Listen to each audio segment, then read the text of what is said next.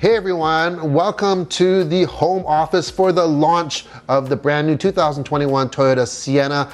We are in a virtual launch today because of COVID-19. There is no physical launch. So this is the new minivan. Yes, a lot of people are thinking, well, who's buying minivans nowadays? There still are people that want and need minivans. And I've said this for years.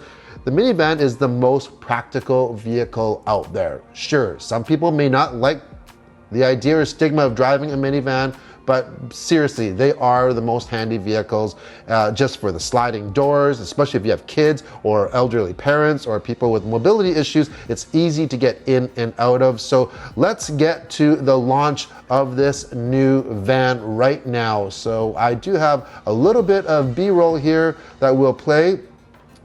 These are the vans here, and look at the styling. You can see that it does take some resemblance from the new Highlander, especially that side sweeping line that goes up and creates these arches in the rear. Kind of looks like the rear haunches of a cat that kind of want to pounce, you know, like the shoulders, like that. Look at that red one there. That is the new XSE trim. It comes with 20-inch wheels. It's got blacked out features. Look at the grille. You can't miss that huge grille on that thing. So what do you think? Leave a comment below of what do you think of the styling for this. So of course there are different models. There's the LE, there's that grille again.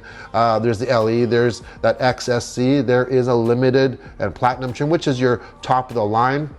They kind of designed the front, they said, inspired by the bullet train in Japan. And I can kind of see that. It has the kind of narrowed down a little bit, just the look of it there. And that rear, you can see the resemblance to the Highlander. Let's take myself off the screen there. This is some really nice locations right there. So this is built off of the brand new, the TNGA K platform, and this is the same used on the Highlander, the newest one, and the new RAV4. It is stiffer, so what you're gonna get is a more refined ride. You're gonna get better isolation for road noise as well. And now we're looking at the interior right now. There's not a lot of interior shots of this, but check it out. Check out those armrests. Standard 9-inch audio display system, and look, so when you go here, it has a bridge system. So if you look where the shifter is and the cup holders, that is a floating system.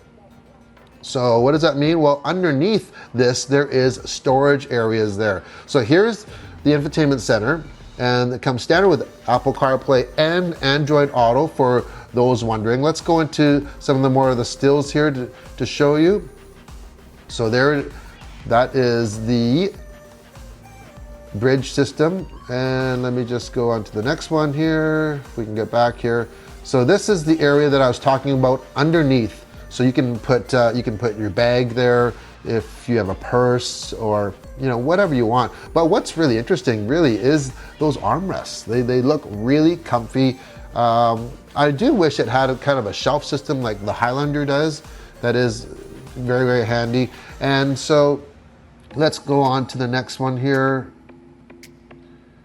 Okay, there is an overview. As for connectivity, you got a lot of connectivity, 7 USB outlets. You have a 110 outlet as well.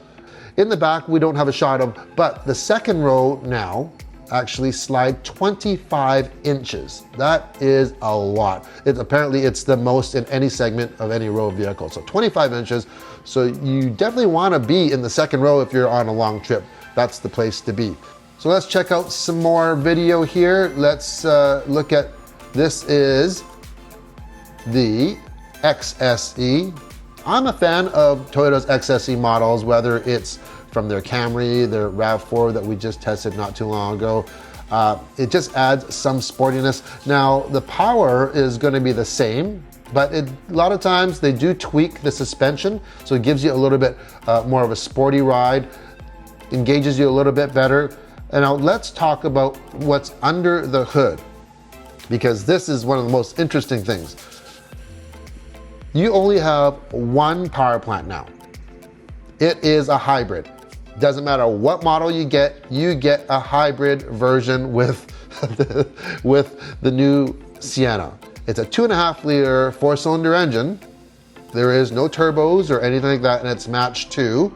You get 2 electric motors in the front and 1 in the rear if you get the all-wheel drive. So yeah, you can get a standard 2-wheel drive version of the Sienna hybrid, and you can get the all-wheel drive. And with the all-wheel drive, well, there is no drive shaft, it's just that electric motor. So it's on demand. If you don't need it, it doesn't have to actually engage, which is a great thing.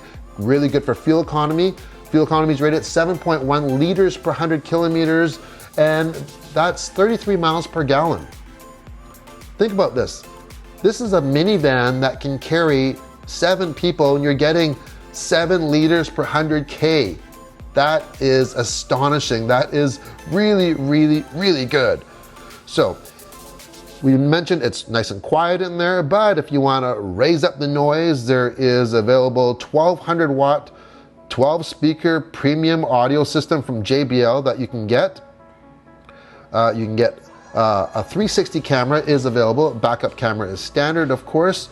You can also get a 10-inch color head-up display. And so back onto the hybrid system, of course, this is this hybrid system number 2, and there are different modes. There's EV, normal, eco, and sport, just like the regular Toyota models that we're familiar with that have the hybrid system. Now, if you choose the all-wheel drive system, which it all depends on what the price is, most of us that have minivans or have had minivans, you've never had the option of all-wheel drive anyways. Toyota has offered that in the past though, but not in the hybrid version. So if you do choose that, if you really need the traction, you can actually apply, well, it'll actually apply up to 80% of the torque to the rear wheels with this system, which is pretty impressive for an on-demand system. So we also have some video here of the Limited. So to give you a shot, these locations are spectacular, by the way. So here's the Limited. It's not as sporty as the XSC. You don't get that mesh style grille that you get. But a lot of people will prefer this look.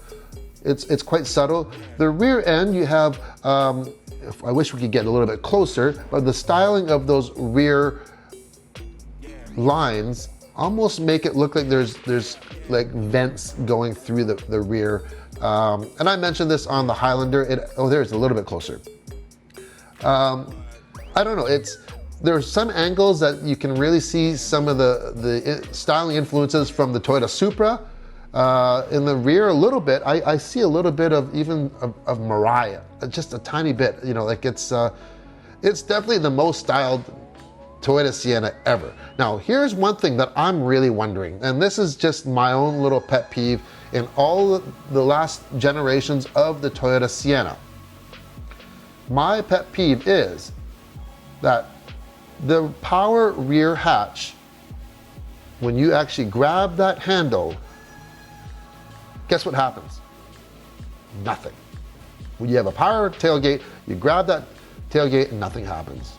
Sure, if you go inside and hit the rear hatch button, it'll go up. If you use your key fob and hit the tailgate button, it'll go up.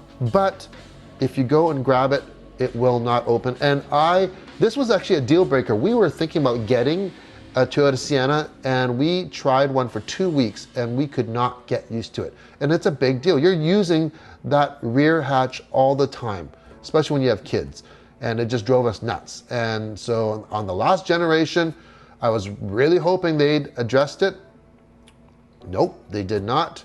And I'm really hoping they did for this one, and I bet you they did. So please, Toyota, I hope you did. And also, there's no mention of, you know, a heated steering wheel on this or some of the things. This is just a quick look, but I'm hoping that you went for a full heated steering wheel this time, not just the half wheel that we have in our Highlander and in a lot of other Toyota products. Would it be nice to see a Sienna Prime, a plug-in hybrid version, kind of like the Chrysler Pacifica has? They're the only ones on the market that have that option, a PHEV. And in today's market, that's a great thing to have. I have a feeling that it's probably due to cost though. You know, batteries are expensive. This hybrid technology is proven, it's paid for, and it works. You know, 7 liters per 100K, that's really, really impressive. But yeah, as an option, it still would have been nice to have that. So lots more to talk about on this Sienna when we actually get a chance to see it in person, but that's our quick look at the 2021 Toyota Sienna. If you like the video, hit subscribe, hit that thumbs up, and to everyone, stay safe. Thanks for watching.